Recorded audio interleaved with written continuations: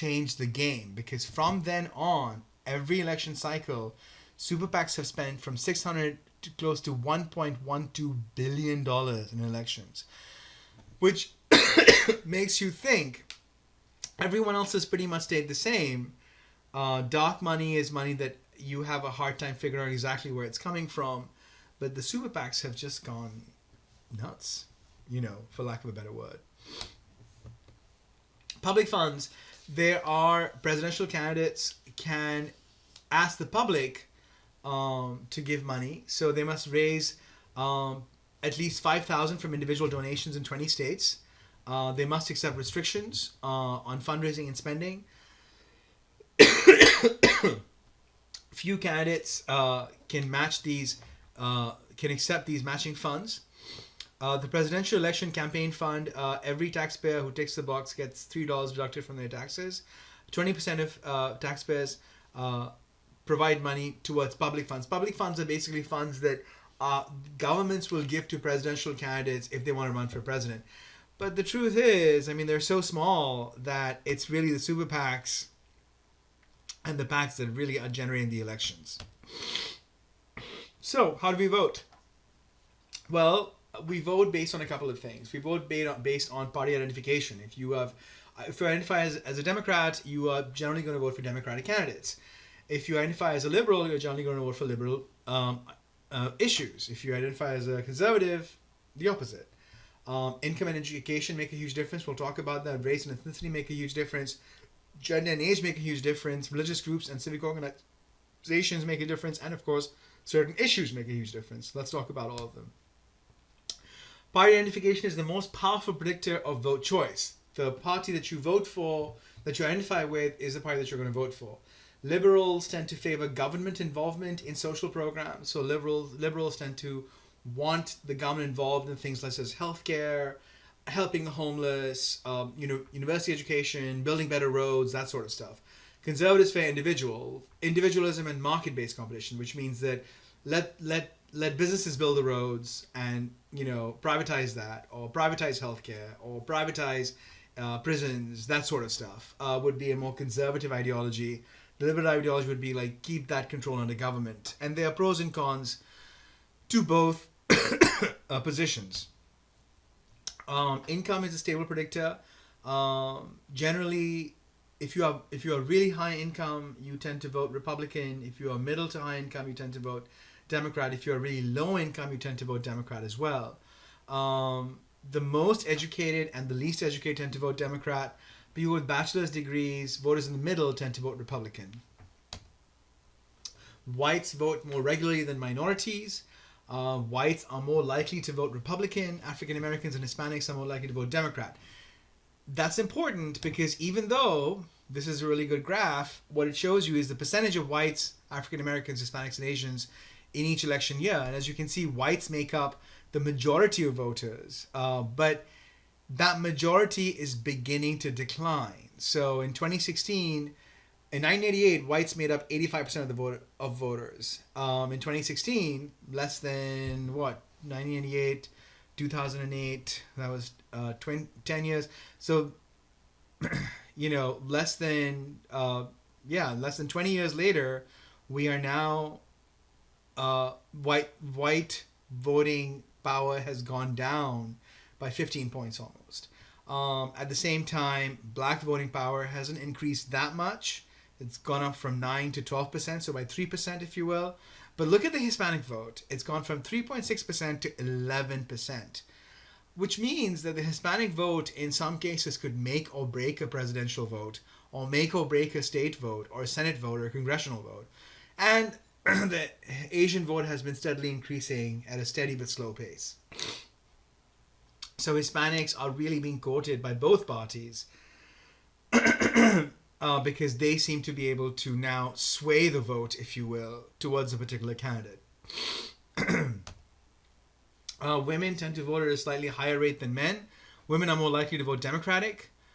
Age also is a predictor of voter turnout. Older people tend to vote more than younger people. Gender influences electoral outcomes, primarily because as more and more women get involved in the election, that shifts the election to a more liberal, a more democratic way of looking at the world. People who are active in religious or civic groups are more likely to vote. Jewish voters tend to be strong Democrats. Protestants tend to vote Republican. Catholics go either way. So that's something to think about as well. And then finally, the electoral process. The other issues that I want to talk about are front loading, the Electoral College, and voter participation. Front loading is basically the dates that states choose to nominate, who to nominate for a particular either presidential ticket or a state legislative ticket. But let's just focus on the presidential for now, okay? It seems as though a lot of states want to choose earlier and earlier dates to become the first few states where the president, where the presidential nomination occurs. So like traditionally it was New Hampshire, but a lot of states are pushing up and up. I think Iowa was up there as well. But a lot of states are pushing their dates earlier and earlier. They're front loading. What that does, of course, is that presidential candidates tend to focus on those states because those early states tend to shape the election. So presidential candidates, the New Hampshire date becomes really important, even though New Hampshire is a tiny, tiny state. It's the second smallest or the third smallest state in terms of population. But it becomes a really important state because it tends to sort of show where the election goes. That being said, Donald Trump, I believe, did not win in New Hampshire, but still won the presidential election. So that's something to think about. It does lead to a longer presidential campaign, and it tends to benefit the frontrunner. Whoever shows an early lead in the front states, which in this case I think was Ted Cruz more than anyone else, tends to help them, but it didn't help them in this case. So as you can see, California is one of the latest states to do it. California does it in June. And I don't think California really cares as much because California is the most populous state there is. So no matter how late California waits, the truth of the matter is that you want California really badly because it's just so big and so popular, the most populous state there is in the nation. Another thing that we want to talk about is, as I said earlier, the Electoral College seems to be a big issue. So one of the things that the book discusses that we want to talk about is the idea of reforming the Electoral College. Since I said Hillary Clinton won by 3 million more votes than Donald Trump, should we still have the Electoral College? That's something to kind of think about. Another thing is the congressional district plan. Are our districts actually correct? Should our districts be much more inclusive? Is another reform proposal that is being put through. And I believe that's pretty much this entire lecture. Let me just check. Sorry. Another thing, of course, is registration, making sure that more and more people can vote. Right now, you have to register, wait 6 to 8 weeks. I recently became an American citizen, and then you become a registered voter. What people are saying now is, let's have registration online, or let's at least allow people to register on the same day. It may mean more paperwork, but I think it will encourage more people to vote. Another thing that we're discussing on improving voter participation is voter identification laws, early and mail-in voting, making voter identification a lot easier, voting by the internet, and of course, getting out the vote acts like Help America Vote Act or HAVA. States do make it harder and harder to vote. So 12 states restrict felons' ability to vote after the completion of their sentences. 2 states allow incarcerated felons to vote from prison. 33 states require all voters to show some form of identification. 19 states require all voters to show some identification. 1 state requires no voter identification. 14 states in DC allow election day registration. So all the states seem to have a mishmash, if you will, of how they regulate voting. And this is kind of important because even though voter identification may be important, it seems as though states that have large African American populations, large Hispanic populations tend to be more onerous. Actually, more African American populations tend to be more onerous about voter registration. So states like Georgia, Alabama, those sorts of states that have large African American populations but tend to have Republican legislatures, and most of the African Americans tend to vote Democrat, seem to be much more focused on voter eligibility. And I think there's a huge push to say that that's not really kind of a good thing.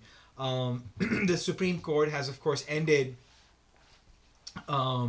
the the amendment that helped African Americans, that that forced these sorts of states to encourage African Americans and minorities to vote, and that makes it even harder and harder. I think from that perspective, that it seems as though the narrative is shifting, and what we've been hearing in the news is that more and more people of color are being restricted to vote in some of these southern states.